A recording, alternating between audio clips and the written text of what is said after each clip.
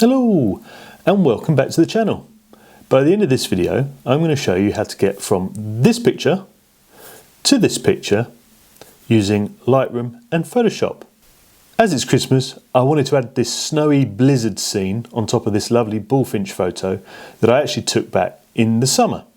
So stick around and learn how to make your own Christmassy scene with your wildlife photos. Let's jump in.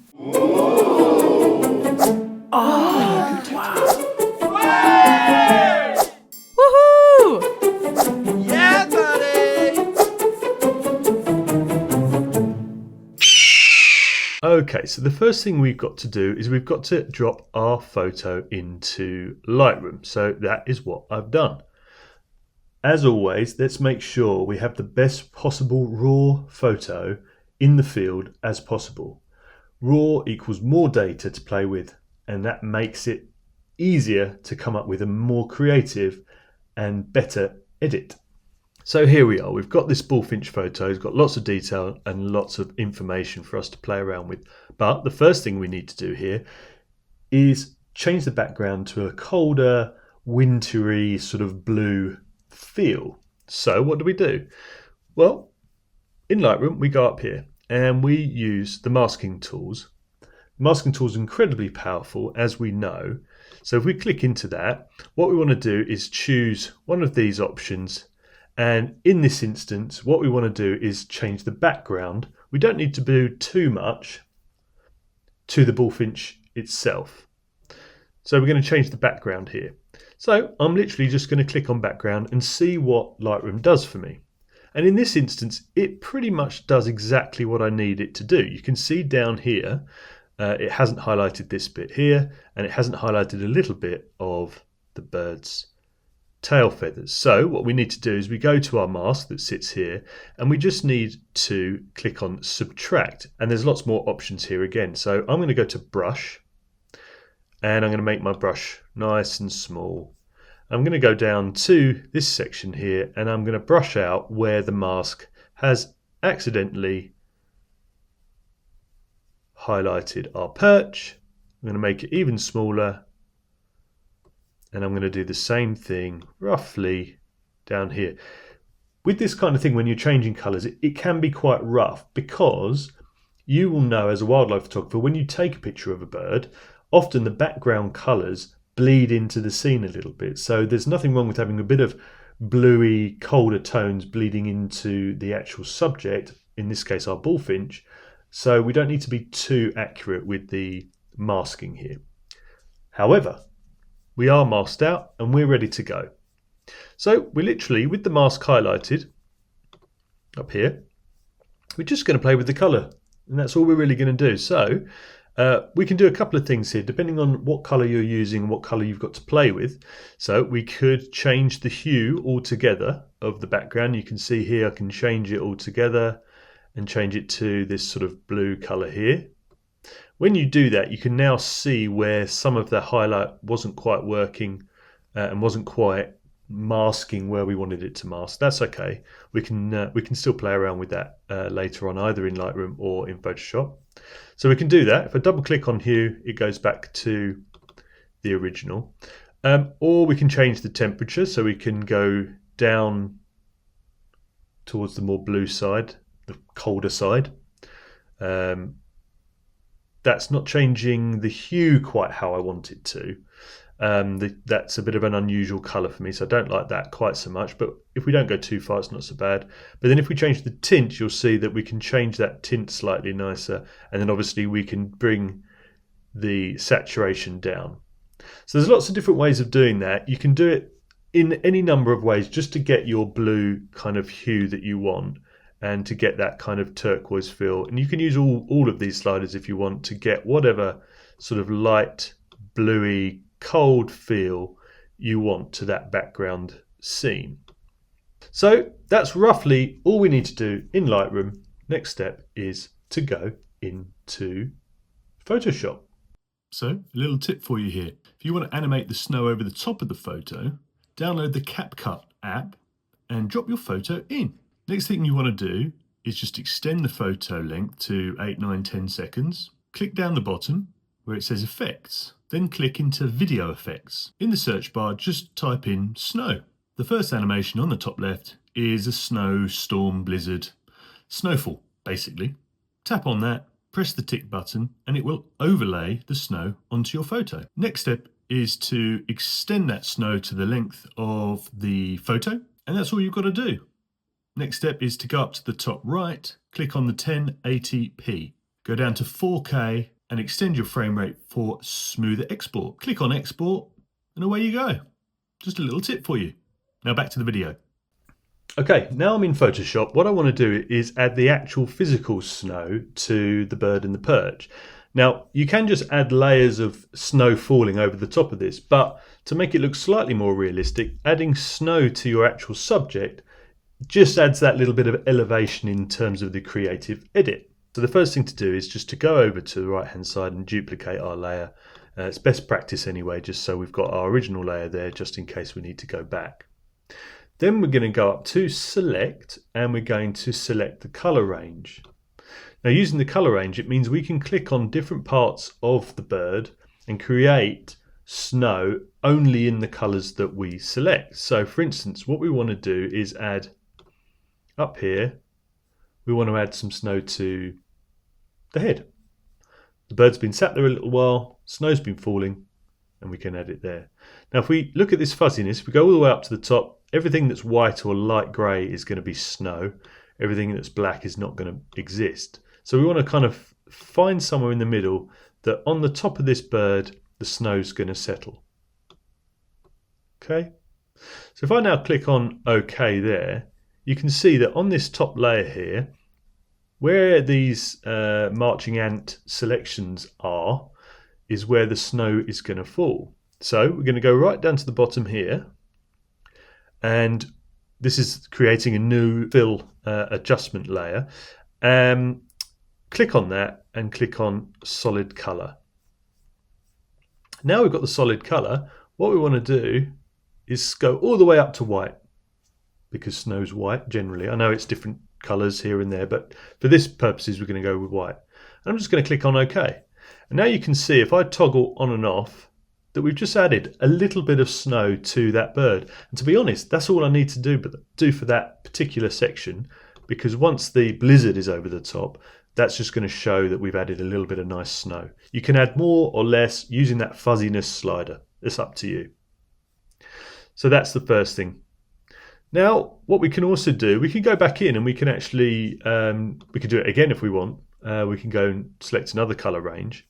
So if I now click on here like this, into this sort of orangey, pinky orange section, and then just bring that fuzziness down again a little bit, click on OK. You can see a little bits here and there. Again, I'm going to go down here, do the same thing, go to my solid color, and again, I'm just going to add white. And you can see now, again, that our bird has some snow settled on it, which is really what we wanted to achieve in the first place. You can, select color range. You can theoretically go to something like this color. You can see the fuzziness there. And then you can click on this button here and you can add to the same sample. So you just click and then add to, say, this green here, and then you bring the fuzziness right down. And what that's going to do is it's going to highlight everything that has been sampled. So now we go back down to here, go back to our color layer, click on this, and you can see we've got a bit of snow kind of coming through everywhere. Now, because it's found other colors here, what you can do is in that particular layer, we can click on the layer mask here, and you can see that it's black and white. So now, if we go over to our brush tool, make sure it's soft and a decent size, 100%, 100% flow. If it's black, and we now draw over this, you can see it's going to make that disappear, because we don't want it there, and down here we don't want it there either. There we go. We can also just make this slightly more realistic we could actually just do the opacity, for instance, and just go over the top of this a little bit so the snow is there but not too prominent, and maybe even over this section a bit, and come back out and just keep looking in and out, just checking what you're happy with and what you're not, what looks right and what doesn't, where it should be, all that kind of stuff. There's a little bit of common sense here as well needed, but as a general rule, that kind of works for me. I'm going to get rid of this. It doesn't look quite right. And you can do that in any of these sections that you've created, like so. So now I'm going to come out. Now I've added my snow. What I could also do is be a bit creative. This is a bit more sort of like an artist, I guess, is add a new layer over the top of everything. And actually, using your brushes in Photoshop, you can scroll down and use some of these brushes that are in Photoshop, or if you've got some custom brushes of your own, you can use those as well. And you can choose any number of these, and then with, again, white selected. Bear in mind, this is a layer that's going to go under our snow, so it doesn't have to be too accurate. But if we wanted a bit more snow, we can actually just paint in. I know this looks a bit rough at the moment, but don't worry, it doesn't matter too much. You can see we're adding a little bit of snow. Looks a bit silly, looks a bit childish at the moment. That's absolutely fine, like so. It's just to add this sort of edge to it. Now what I'm going to do is going to go over to my eraser tool, and I'm just going to soften those edges. Again, you could do it using a layer mask over here, or just the eraser tool like I'm doing here. Again, really this is just so in a minute we're going to have a bit of fun with the snow. Go back and forth until you're happy. And the snow starts to sit there. From a distance you can see it looks sort of like crystals of snow, which is kind of the feel we want. And then we can go over to here, which is our blur tool, and make that strength slightly less, and we can actually just blur some of that, make it slightly higher. Blur some of that snow that we've just added as well. Blur it right down. I've got a fair amount of blur in this particular picture anyway down here, and just like that. So you can see now from a distance a little bit of snow on top is added there, and we don't need to worry too much. Like I said, once we've added the layers over the top, everything will kind of pull together nicely. Okay, now you can keep your layers, or if you're completely happy you can just merge them all together. I tend to, once I'm happy, I tend to just go for it and be a bit brave. So actually I'm just going to merge all of that together, and away we go. If you want to keep your layers, absolutely do that, if you want to keep editing and tweaking later on. Okay, so now we want to add the snow over the top. Now you can obviously just go and buy snow packs and just drop them over the top there, but we want to be unique. We want to create our own snow, and because we've got that blizzard feel, I want snow going all over the place. I want different sizes of snow to create depth of field. I want the wind blowing, so we're going to do all of that ourselves and create our own snow. So with our layer highlighted, I'm going to go back down here to our new fill layer and click on solid color. We're going to go down to black, click OK, and we're actually going to delete that layer mask. Don't need that. We're going to go up to filter, and we're going to go down to noise, add noise. Rasterize that layer. So now you can see, maybe you can already see where we're going with this, but you can see there's some snow. So what we want to do is, you can see how much or how little we're adding here to this picture. I want to make it relatively low, a bit like that. And instead of uniform, you want it Gaussian, the distribution. and you want it monochromatic. If you don't do monochromatic, you'll see that the noise is all different colors. So just click on monochromatic, click OK. Now that creates this new layer over the top. Okay, now we want to soften that a little bit by going to Filter, Blur, Gaussian Blur. And again, we don't want to go too far because we'll lose all the detail. Let's bring it right down. Just tap up until you've just softened it just enough. Click on OK.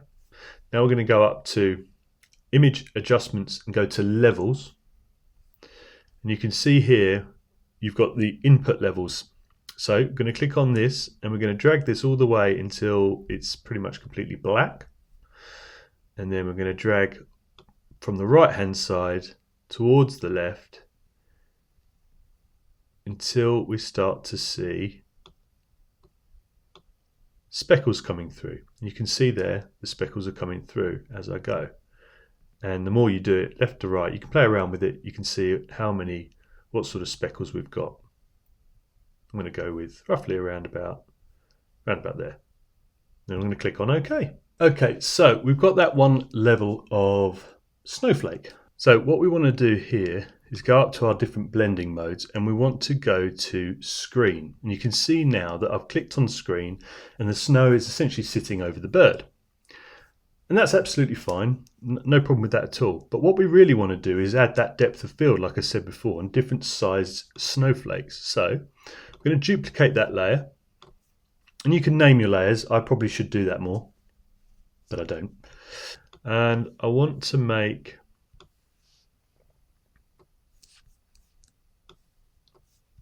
these a nice bit bigger. I'm literally just making that layer bigger. Now you can see here we've got these different speckles, different sizes, which look really good. Now we can duplicate that layer again and we can just kind of move it about a little bit like so. So we've got a bit more of a random look. We can go to blur again and then we can go to maybe Gaussian blur and make those slightly more blurred out in general, as you can see. Click on that, and then if we duplicate that again like so, make that layer even bigger again.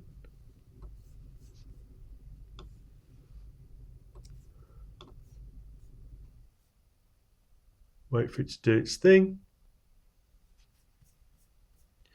You can see we're adding more and more snow to this image. Now, the more of these layers and the bigger and smaller you add, the more depth you'll add, obviously, to them. And then you want to be moving them around so they're not overlaying each other. But again, we might be able to make this one even bigger again, depending on the processing power that you've got. Probably won't let me do it now I've said that.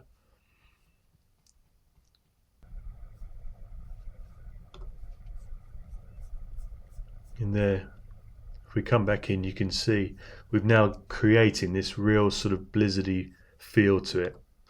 Now if we duplicate that layer again, and as I said before, you can just keep adding and adding and adding to this theoretically if you want to. So we can go right back down to one of these layers and we can duplicate that layer and we can move all these layers around. Find where your layer is. If you click on the outside here, it means that you won't get mixed up with other layers. And again, you can really start building this up. Click on OK. Then when you've got all the layers you want, you can actually merge these together so you're not playing with lots and lots of different levels. So if we merge those layers together now, what you'll see is it loses the blending mode. So we've got to go back in here and then just click on screen again.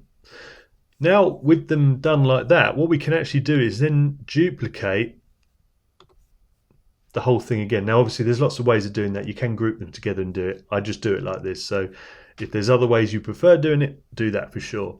But with that now highlighted, in that way, we can then move this around and we're slowly building up. Now, once we've got all that built up like that and we're getting a really blizzardy feel, if you're finding that your computer, like mine, if you're using a massive files and it's being a bit slow, what you could do is, to add a little bit of difference here, is you can click on this top layer here, go to your selection tool, select that section there, copy, paste, and then make sure you go to screen again on that. And now we've got a smaller section to play with if we want to add really a lot bigger snowflakes here, like so, without having to play with that massive file if your computer's running a little slow like mine is.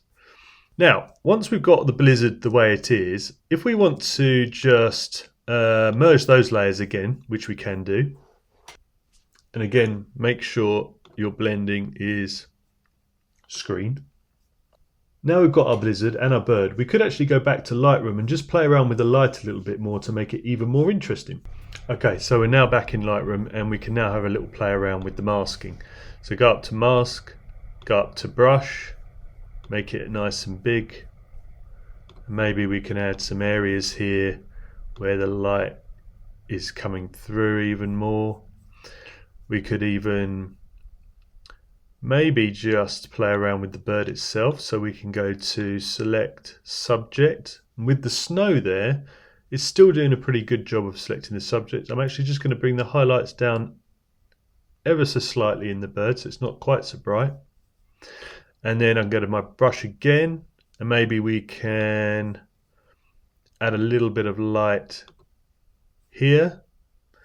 And remember, if we go up to mask, right click or click on the three dots and go down to intersect mask with background, you'll see here that we can then add a little bit of light coming from behind the bird as well. And with that highlighted, we can actually add that anywhere we like if we want to make the bird pop even more. We can bring that exposure down a little bit so it's not quite so over the top. And there we have it. A summer's day bullfinch suddenly finds itself in a Christmas snow blizzard. Hope you enjoyed it. I'll see you next time.